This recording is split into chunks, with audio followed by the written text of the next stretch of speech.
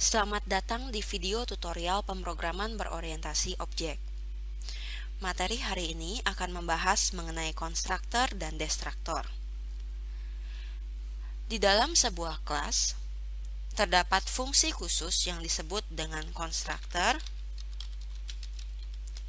dan juga destruktor. Konstruktor merupakan fungsi yang pertama kali dijalankan ketika suatu objek dari kelas tersebut dibuat. Sebuah konstruktor biasanya memiliki nama yang sama dengan kelas dan tidak memiliki return type apapun. Untuk membuat sebuah konstruktor, caranya ialah pada kelas persegi. Misalnya kita di sini ingin membuat konstruktor untuk kelas persegi. Maka persegi, kemudian kurung kurawal, setelah itu statementnya. Ini merupakan contoh dari konstruktor. Misalnya di dalam konstruktor kita cetak cout. Ini konstruktor persegi.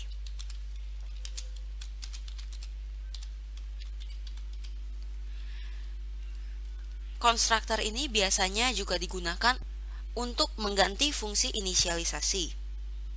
Sebagai contoh, kita bisa melakukan inisialisasi pada atribut sisi.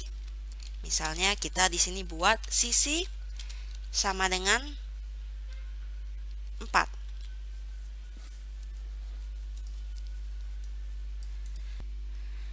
Apabila kita telah melakukan inisialisasi pada konstruktor, maka kita tidak perlu melakukan inisialisasi lagi dengan menggunakan cara seperti ini.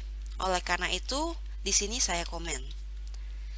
Dan ketika dijalankan, maka hasilnya akan terdapat hasil ini konstruktor persegi dan kemudian juga menampilkan sisi sama dengan 4.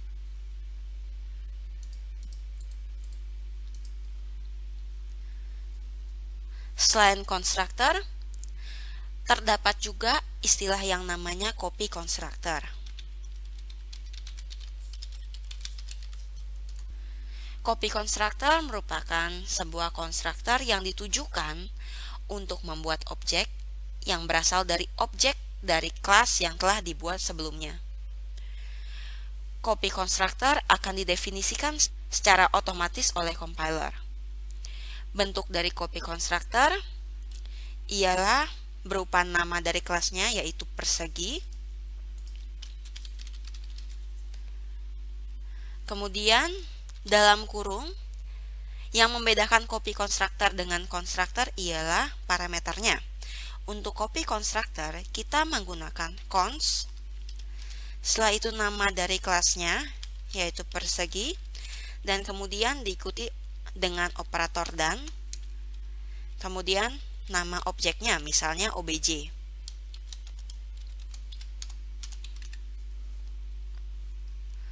Untuk coba memanggil copy konstruktor ini, kita bisa melakukan cout terlebih dahulu untuk menampilkan hasilnya.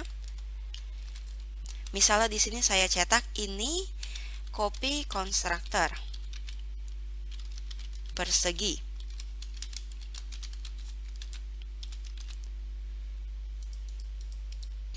Ketika dijalankan, seharusnya copy konstruktor ini tidak tercetak. Nah, untuk mencetak copy konstruktor ini, misalnya saja kita membuat sebuah objek. Di dalam void main, kita buat sebuah objek, misalnya persegi, dengan nama misalnya X, sama dengan kita mengambil reference dari persegi P yang telah dibuat sebelumnya. Dan ketika kita jalankan, maka akan tercetak copy konstruktor, yaitu ini copy konstruktor persegi. Secara otomatis, copy konstruktor akan membuat objek X ini berdasarkan dari objek P. Kemudian untuk menginisialisasi atribut yang terdapat pada persegi, maka kita tinggal buat saja sisi sama dengan obj.sisi. Dan secara otomatis, nilai sisi yang terdapat pada objek X akan mengikuti nilai sisi yang terdapat pada objek P. Misalnya kita cetak sisi yang terdapat pada objek X. Cout. Sisi pada objek X adalah, misal di sini kita tinggal bilang x.sisi. Ketika dijalankan, harusnya sisi bernilai 4. Nah, di sini dapat dilihat hasil sisi pada objek X ialah 4.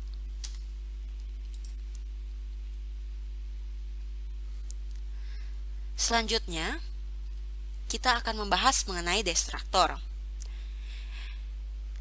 Jika konstruktor merupakan fungsi yang pertama kali dijalankan ketika suatu objek dibuat, tidak demikian halnya dengan destruktor. Destruktor adalah fungsi yang dijalankan secara otomatis ketika objek tersebut musnah. Nama destruktor sama dengan nama kelas, tetapi diawali simbol tilde. Contohnya saja di dalam kelas persegi ini kita buat destruktornya. Caranya dengan membuat tilde, kemudian persegi. Nah, di sini kita melakukan cetak cout persegi dimusnahkan.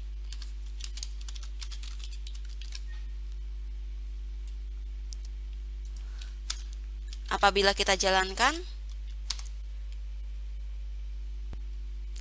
harusnya akan terdapat tulisan persegi dimusnahkan. Untuk lebih jelasnya mungkin kita bisa menggunakan kurung kurawal untuk melihat hasil dari destruktornya.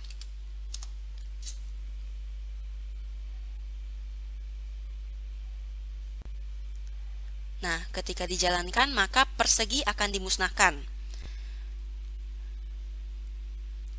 Persegi dimusnahkan berasal dari destruktor.